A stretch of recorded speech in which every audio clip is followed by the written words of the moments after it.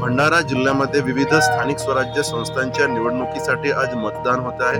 जिल्हा परिषदेच्या 13 तर पंचायत समितीच्या 25 जागांसाठी आज मतदान होत आहे। यासोबतच भंडारा जिल्ह्यातील 3 नगरपंचायतीमध्ये देखील मतदान होत आहे। आता आपण आहोत लाखनी तालुक्यातील एका मतदान केंद्राच्या बाजूला।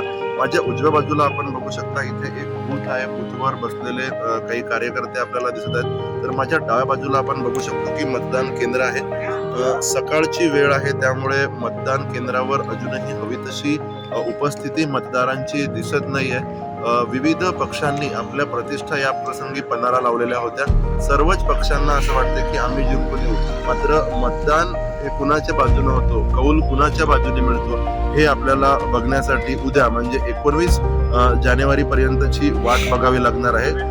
सर्वच मतदारांना असं वाटतंय की सकाळचा वेळ आहे, थंडी आहे, त्यामुळे कदाचित दुपारी मतदान होईल। पण आता या क्षणाला मतदान केंद्रांवर किंवा जे वेगवेगळ्या बूथ्स आहेत त्यामध्ये गर्दी जी आहे ती कमी दिसत आहे। नगरपंचायतींसाठी देखील मतदान होते आहे। भंडारा जिल्ह्यात एकूण 3 नगरपंचायतींमध्ये मतदान होते। यापूर्वी पहिला टप्पा झाला होता, त्यानंतर ओबीसी आरक्षणाच्या मुद्द्यावर दुसऱ्या टप्प्यातील निवडणुका ज्या आहेत त्या होत आहेत। आता याचा निकाल कसा लागतो यासाठी आपल्याला आणखी 24 तास वाट बघावी लागणार आहे। प्रशांत वाघ, लेट्स अप मराठी।